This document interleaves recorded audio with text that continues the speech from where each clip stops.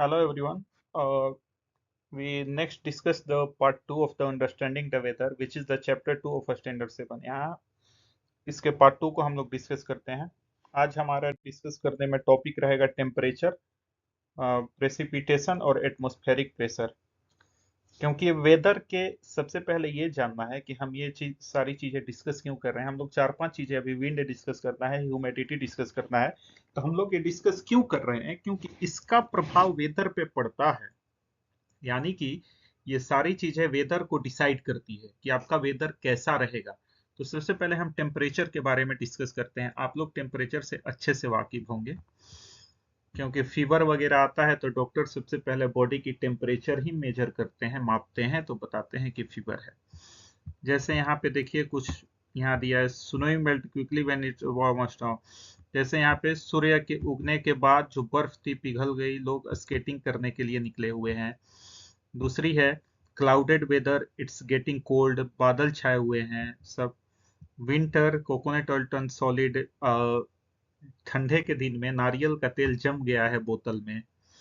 ठीक है, यहाँ देखते हैं। देखो, टेम्परेचर समझ गए क्या है?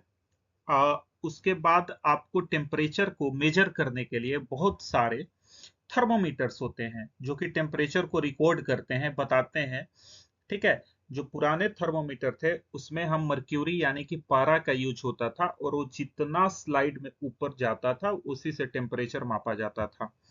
ठीक है, एक टर्म है रेंज ऑफ टेम्परेचर। क्या होता है? तो ये समझिए, किसी भी पर्टिकुलर स्थान की, जैसे दिल्ली की मैक्सिमम टेम्परेचर क्या रही, यानी कि जब पूरा धूप रहा तेज तो कितना मैक्सिमम रहा, और आ, कितना कम टेम्परेचर रहा 24 घंटे के अंदर, कितना मैक्सिमम टेम्परेचर रहा और कितना मिनिमम टेम्परेचर रहा।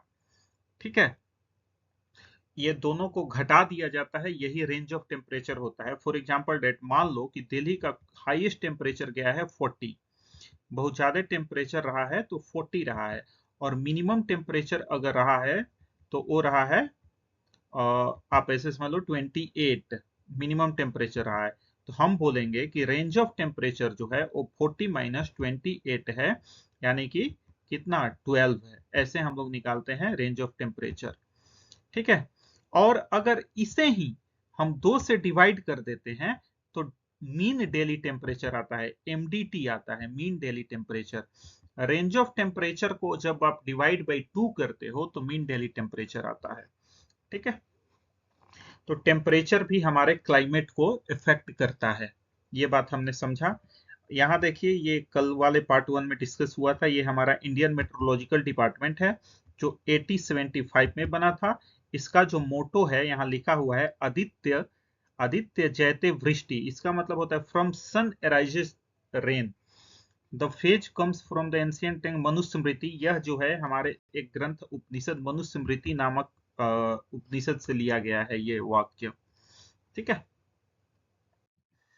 जैसे यहाँ पे किसी भी आप गूगल वगैरह पे सर्च करके डायरेक्ट निकाल सकते हो कि व्हाट इज द टेम्परेचर, या टेम्परेचर आपके प्लेस की क्या है। तो वहां देखो, जैसे यहाँ पे दिया हुआ है किसी स्थान की टेम्परेचर मैक्सिमम 29 रहा है, 28 फरवरी टू 25 को मैक्सिमम 29, मिनिमम इतना रहा है। ये टेम्परेचर की एक चार्ट बनाकर दिखाई गई है। ये देखिए, ये ही था पुराने वाला थर्मोमीटर जो था। ये देखो, फॉरेन हाइट में भी बता रहा है और सेल्सियस में भी बता रहा है, और ये मर्क्यूरी है। जैसे मर्क्यूरी आप देख रहे हो कि मान लो कि मर्क्यूरी जो है वो जा जाकर यहाँ चला गया, तो हम कहेंगे कि 20 डिग्री सेल्सियस टेम्परेचर है, रेड वाला ऊपर जाता है। जैसे ये आपका अब आ गया है डिजिटल थर्मोमीटर है। डॉक्टर आपका इसी से अभी टेम्परेचर फीवर में मेजर करते हैं। ये वेरियस टाइप के थर्मोमीटर है। ये तो टच करने की भी जरूरत नहीं है, ये दूर से ही स्कैन कर लेता है, इंफ्रारेड पे काम करता है। हाँ, एक और चीज, टेम्परेचर को मापते हैं या तो डिग्री सेल्सियस में, डिग्री फॉरेनहाइट में। ठीक है, तो आपके पास मान लो कि फॉरेनहाइट दिया हो और आपको सेल्सियस में निकालना। मैंने कहा कि आप ऐसा करो कि 51 डिग्री फॉरेनहाइट को सेल्सियस में बदल दो। हम कहें कि मान लो कि मुंबई का टेम्परेचर 51 डिग्री फ़ारेनहाइट है, तो आप इसे सेल्सियस में बताओ, तो आप क्या करोगे, तो बस जहां फ़ारेनहाइट लिखा है वहां फ़ारेनहाइट वाला टेम्परेचर रख दो। यहाँ लिखा हुआ है तो हम यहाँ लिख देंगे 51 माइनस 32, तो 51 माइनस 32 करेंगे तो हमारा आएगा 9, और 9 जब आ जाएगा तो इस 9 की मल्टीप्लाई हो जाएगी 5 इंटू 9 में, यानी कि टेम्परेचर हमारा आ जाएगा व्हाट 5 डिग्री फ़ारेनहाइट। तो इस तरीके से निकाल सकते हैं। हाँ, नेक्स्ट है टेम्परेचर का, तो वेदर पे इफेक्ट जो पड़ता है। अब है प्रेसिपिटेशन। प्रेसिपिटेशन का मतलब होता है rainfall, any form of rain, चाहे वो रेन हो, बर्फ हो, ये सब जो हमारे पृथ्वी पर आती हैं, तो इसी को हम प्रेसिपिटेशन कहते हैं। तो हम रेन को कैसे मापते हैं, तो रेन कितनी वर्षा हुई किसी जगह पे, इसको मापने के लिए हमें रेनगोज चाहिए। रेनगोज है यार, ठीक है। इसमें ये पानी कलेक्ट होता है, ऊपर से जो बारिश की बूंदें गिरती है वो पानी नीचे आता है और इसमें स्केल में पता चलता है, और उसी के अनुसार बोलते हैं कि कितना बारिश हुआ। जैसे आप यहाँ देखो, ऐसे लगा दिए, मान लो कि पानी भर गया यहाँ 20 तक, तो हम कहेंगे 20 बारिश हो गया। नेक्स्ट है एटमॉस्फेरिक प्रेशर। एटमॉस्फेरिक प्रेशर क्या है, तो आप समझिए, बाहर जो हमारी एटमॉस्फेयर है वो सारी हवाएं मिलकर, गैसेज मिलकर हमारे शरीर पे दाब लगा रही है, that is the called atmospheric pressure. ठीक है, आप समझिए यहां पर एटमॉस्फेरिक प्रेशर जो है वो sea higher near the sea coast, समुद्र के किनारे ज्यादा है, और माउंटेन पे एटमॉस्फेरिक प्रेशर कम है। क्यों कम है, अब इसको हम लोग ऐसे समझते हैं। देखो, जैसे ये जमीन है, यहाँ ए नाम का एक लड़का खड़ा है, समझ दो, तो जो हम इसके ऊपर जो एटमॉस्फेयर है, गैसेज हैं, ये सब मान लो गैसेज है, ठीक है। तो ये इतनी सारी ये सब गैसेज की लेयर है। अब मान लो कि एक यहाँ बी नाम का लड़का सॉरी, ये यहाँ पे माउंटेन है, ये माउंटेन हो गया, और यहाँ पे एक बी नाम का लड़का खड़ा है, ठीक है। इसको समझिए, अब इसके ऊपर भी प्रेशर है, तो किस पे ज्यादा प्रेशर है, हम देख रहे हैं कि ए पे, क्योंकि वो जमीन पे है। बी तो ऑलरेडी बहुत ऊंचाई पे पहुंच चुका है, तो ऊंचाई पे पहुंचे तो उसके ऊपर कम प्रेशर बना, और ए एकदम जमीन पर है तो उसके ऊपर ज्यादा प्रेशर बना। यानी कि हम कहेंगे कि जो व्यक्ति जमीन के जितना ज्यादा नजदीक रहेगा उस पे ज्यादा एटमॉस्फेरिक प्रेशर लगेगा, हाई प्रेशर होगा, और जो पर्सन जितना जमीन से ऊपर उठेगा उस पे उतना ही कम एटमॉस्फेरिक प्रेशर लगेगा।